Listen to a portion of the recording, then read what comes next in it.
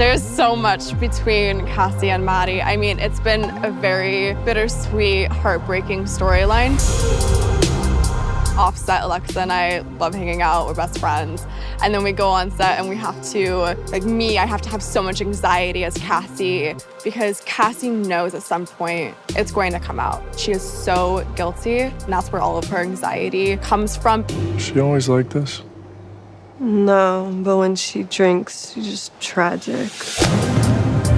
The birthday there's a lot of different elements to the birthday party. So you have, you know, Cassie giving Maddy this beautiful book, like showcasing their friendship, and it's kind of an emotional moment. At this point, Maddy doesn't know that Cassie has been hooking up with Nate. She loses herself to love, like friendship doesn't matter anymore. And then obviously it becomes a nightmare situation. It's funny how sometimes things come together for a scene like these set pieces like Maddy's birthday. Sometimes it's very planned. It can kind of come together in improvisational way. Maddy's dress, we knew we wanted to use something by Marc Jacobs. A friend of mine, Devin Lee Carlson, did a collaboration with Marc Jacobs. So she sent that to us. And it has the little M's here, which is for Marc, but also works for Maddy. And then for the swim, we actually had another swimsuit planned. I always have extra stuff in my back pocket. Like, you have to have stuff to go to because you never know what's gonna happen. And that pink suit was actually something that was like in my back pocket. A lot of girls these days are doing underboob, and so that's a thing. I wanted something that kind of emulated Maddy in a way. I was like, what is something that could be as risque as possible, but not too far where you'd be like, this is ridiculous. Wow, that was certainly a choice. Oh God, the vomit. The fact that I get to work on a show that can at once handle very tense and thriller-like darker moments, but then also turn around and have a hot tub scene where like I get to, you know, play a little more with the comic timing and just find those little gems where let's say the way that Maddy delivers the like have my babies is like just the right kind of delivery for inducing projectile vomit from Cassie. Please, when I go to college, move with me, marry me, have my babies.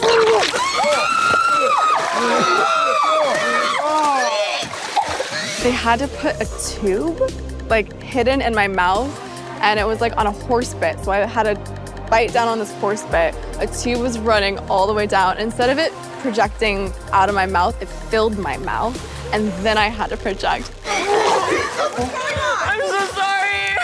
So I was so worried I was actually gonna vomit with the fake vomit, and it was so gross. It was disgusting. I'm not good with vomit. It wasn't real, obviously, but seeing any, I'm shocked I didn't vomit. It's fine, it's fine.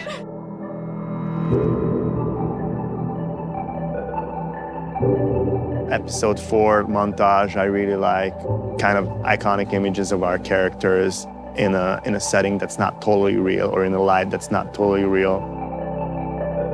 You know, towards the end of episode 4, it feels like it's a turning point in the series and the trajectory of the characters. I really wanted to allow for this certain kind of mystery inside the characters to sort of be alive.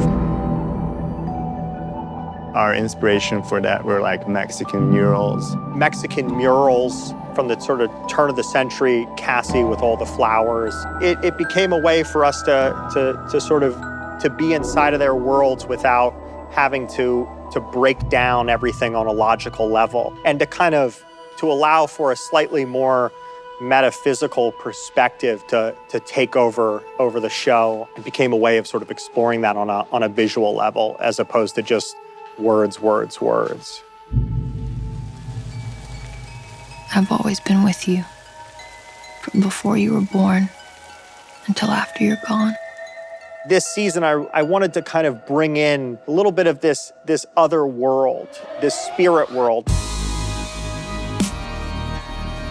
I've always kind of imagined that Rue, when Rue gets really high, she's able to kind of enter this place, you know, sort of between life and death, where she can reunite with her father. You know, I think that Lab's voice serves as kind of the spirit world or the religious world in many ways, and has throughout season 1 and 2.